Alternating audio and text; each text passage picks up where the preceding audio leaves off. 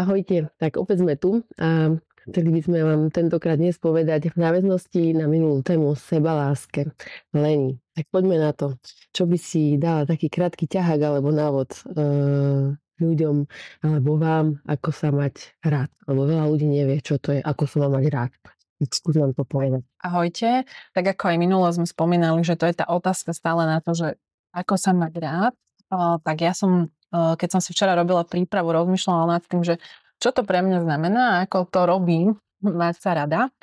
A vyskočili mi tam také dve zásadné slova. Jedno bola starostlivosť a druhé bolo prijatie. A začnem asi od toho jednoduchšieho, čo si myslím, že ľuďom sa bude ľahšie robiť, a je to starostlivosť o seba.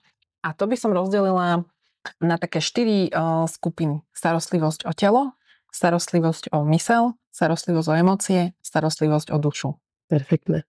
Takže, ako by sme si to v praxi mohli predstaviť? Takže napríklad na úrovni tela, ako starostlivosť si môžeme dať, je, že sa tomu telu povenujem v zmysle. Zavriem napríklad na minútku, stačí niekedy oči a navnímam, čo to moje telo prežíva, ako sa má. Všímam si, či sa má dobre, či potrebuje nejaký pohyb, alebo čo by potrebovalo. Väčšina ľudí, väčšina z nás potrebuje napríklad sa povenovať chrbtici, pretože máme sedavé zamestnanie, nevenujeme sa tomu. Čiže toto môže byť jedna z vecí, že ak cítim, že moje telo niečo potrebuje, doprajem mu starostlivosť. Môže to byť, že sa ponaťahujem. Môže to byť len, že teraz cítim túto napríklad napätie v práci, tak si urobím pár krúžkov, uvoľním ho, hej? Alebo tak do drobností a začnem si tú starostlivosť dopriavať. Aj to je časť tej sebalásky. Presne tak. Čo to môže byť napríklad... Zaberie iba 5 minút čas. A možno niekedy aj menej, že len trošičku tomu telu polavíte. Čo to môže byť, čo to znamená napríklad na úrovni mysle? Naša mysel je veľakrát preťažovaná. My ako celá spoločnosť fungujeme v mysli. Veľmi veľa sme v nej, mysel všetko riadi a potrebuje si niekedy oddychnúť. Pre mňa napríklad sa stalo dobrým relaxom chodiť na zážitkové malovanie. Hej, tá mysel sa tam... Pekné, no. Tam vznikajú veľmi krásne kresby, je tam veľká zábava, super partia. Áno, a hovorí sa, že vám úplne inak fungujú neuróny, takže odporúčam aj to. Môžete ísť napríklad na operu. A na čokoľvek, čo vám proste tú myseľ nejakým spôsobom zaujme inak a bude fungovať inak, ako to bežne robí. Na úrovni napríklad tých emócií. Veľakrát cítime nejaký hnev, smútok, niečo, čo sa v nás dlhodobejšie deje, alebo aj aktuálne a máme tendenciu tú emóciu vyhlásiť za nevhodnú, tak ju potlačíme v sebe.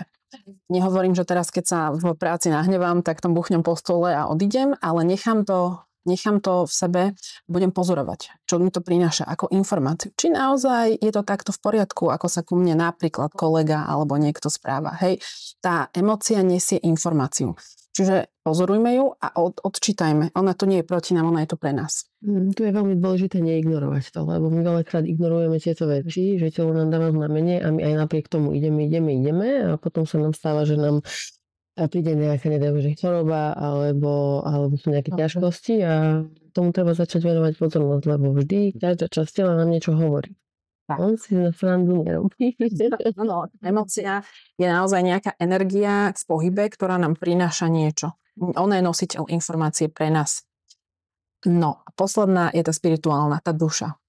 To je niečo, čo je pre mňa veľmi dôležitá časť, aj keď sa to možno bude zdať niekomu banálne, ale pre mňa, či už je to modlitba, ak niekto je veriaci, alebo meditujem a stišujem sa týmto spôsobom, alebo sa len napíšte pár viet do denníka každý večer.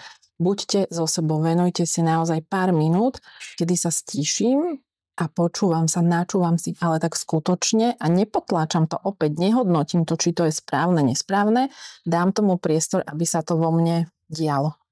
Presne tak. To by bolo na úrovni tej starostlivosti.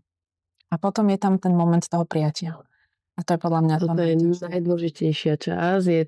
Znie je to ľahko, ale robí sa nám to ťažšie. Takže veľakrát sme leniví, čakáme zázraky hneď na druhý deň, ale ono krok po kroku začneme prijímať každú jednu minútu, čo je v nás. Takže toto by som asi tak odporúčila, že prijať taký, aký sme. Prijať všetko. Presne, prijať sa. A napríklad urobme to aj napríklad v tom, že poviem za seba, ja mám veľakrát som možno prchkejšia.